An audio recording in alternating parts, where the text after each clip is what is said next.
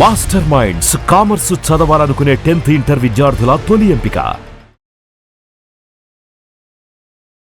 Welcome to Suman TV. నేను మీ Suman TV Nag. According to legal knowledge కనుక మనం చూసుకుంటే తండ్రి ఆస్తిలో ఎవరికి వాటా ఉంటుంది? సో చాలామందికి అంటే మా నాన్న సంపాదించింది నాకే, లేదు అని అంటే నేను వేరే వాళ్ళకి ఇస్తాను, ఇలా చేస్తాను అలా చేస్తాను అని చెప్పేసి మాట్లాడుకుంటూ ఉంటారు. కొంతమంది ఏం చేస్తారంటే మొత్తం తగలబెట్టేస్తారనమాట. ఎవరెవరు అంటే బూడిదలో పోసిన పన్నీర్లో చేసేస్తూ ఉంటారు.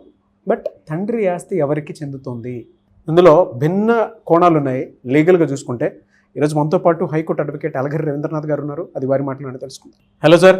హాయ్ అండి నాగరాజ్ గారు. తండ్రి ఆస్తిలో ఎవరికి వాటా ఉంటుంది? జనరల్గా చెప్పాలంటే ఒక కుటుంబంలో తండ్రి అనేటువంటి ఆ స్తంభం ఏదైతే ఉంటుందో మేజర్ రోల్ ప్లే చేస్తుంది ప్రతి ఒక్కరికి కూడా. అవునండి. అండ్ యజమాని అని అంటే అదేం చిన్న విషయం కాదు కదా సార్. మన పాయింట్లో నుంచి చూసినప్పుడు అది కుటుంబమేమో, బట్ సొసైటీకి అతను ఉండేటువంటి బిహేవియర్ వల్లే అన్ని ఇమేజెస్ పిల్లలకి ఏ విధంగా వెళ్తూ ఉంటాయంటే ఆస్తి పంపకాలు ఏ విధంగా అయితే జరుగుతాయో ఇమేజ్ కూడా ఆ విధంగానే వెళ్తూ ఉంటుంది. అవునండి. సో అలాంటి తండ్రి ఆస్తి ఎవరికి చెందుతుంది జనరల్గా అయితే? తండ్రి ఆస్తి అంటే తండ్రి యొక్క ప్రాపర్టీ, స్థిర చరాస్తులు ఎవరికి చెందుతాయి, ఎలా భాగ పంపకాలు చెందుతాయి అన్న విషయం మీద నేనే దీన్ని 4 పార్ట్స్గా డివైడ్ చేసుకుంటాను నాగరాజ్ గారు. ఇక్కడ తండ్రి యొక్క ప్రాపర్టీ, స్థిర చరాస్తులు 4 విధాలుగా చెప్పినప్పుడు అంటే ఏంటి? ఒకటి, తను వీలునామా రాస్తే ఎలా చెందుతుంది, వీలునామా రాయకుండా చనిపోతే ఎలా చెందుతుంది, అతను చనిపోయిన తర్వాత కుమార్తెలకు కూడా అందులో ఆస్తి యొక్క భాగ పంపకాలు ఎలా ఉంటాయి.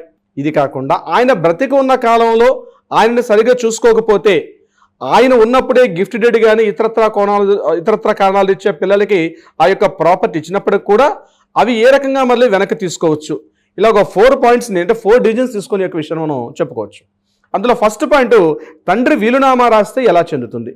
ఫర్ ఎగ్జాంపుల్, తండ్రి బతుకున్నప్పుడే తన యొక్క ప్రాపర్టీ ఎవరెవరికి ఎంతెంత ఎలా చెందాలి అంటూ ఒక వీలునామా రాశారనుకోండి.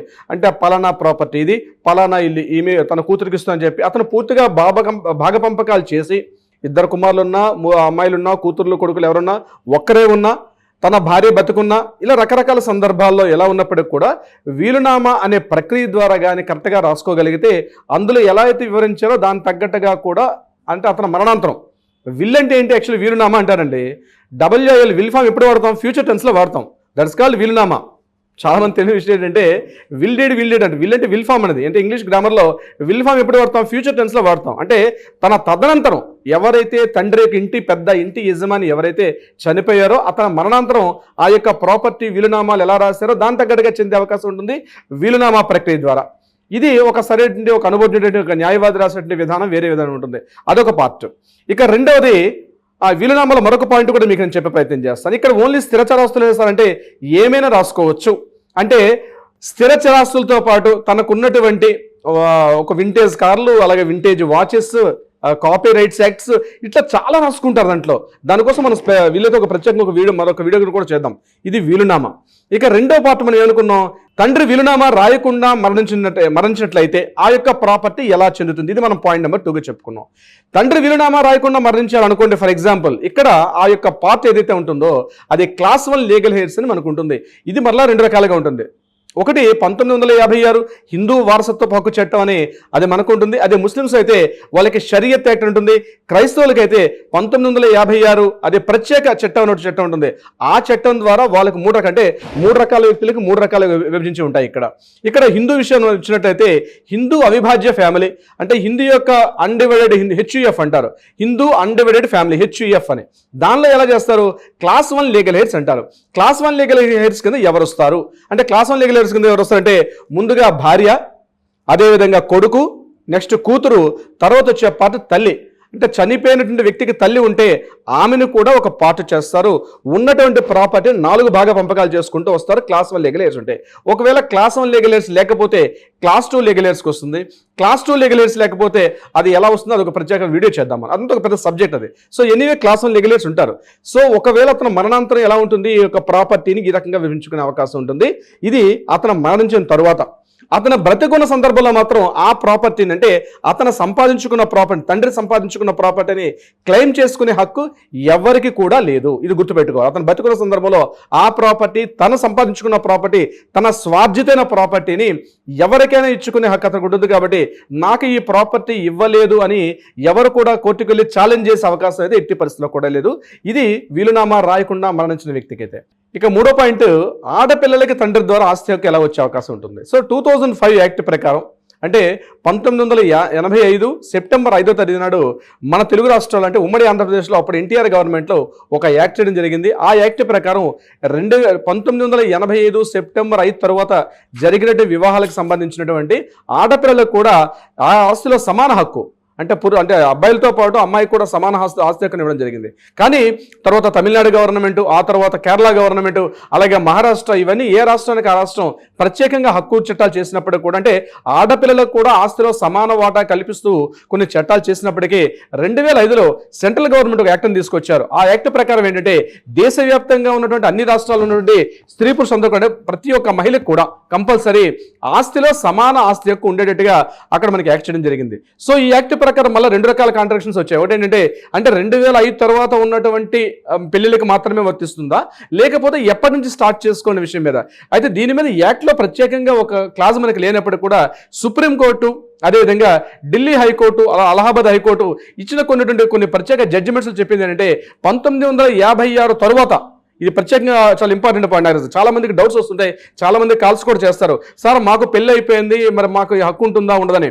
1956 తరువాత బాగా ఇంపార్టెంట్ పని, 1956 తర్వాత జరిగే ప్రతి పెళ్లికి కూడా అమ్మాయి పెళ్లి అయిపోయి ఎక్కడికి వెళ్ళిపోయినా, ఆమెకి 40 ఏళ్ళైనా 50 ఏళ్ళైనా బ్రతికి ఉన్న సందర్భంలో అటువంటి ఆడపిల్లలకు కూడా సమాన ఆస్తి హక్కును కల్పిస్తూ కూడా చట్టం చేయడం జరిగింది. అంటే ఇప్పుడున్న పరిస్థితి ఏంటంటే, ఎప్పుడు పెళ్లి అయిపోయినా, అంటే బాగా పంపకాలు జరిగిపోయినప్పుడు కూడా అందులో కూడా ఆడపిల్లలకు ఆస్తి హక్కును ఉండే విధంగా ఈరోజు మనం చట్టాలు రూపకల్పన చేసుకున్నాం.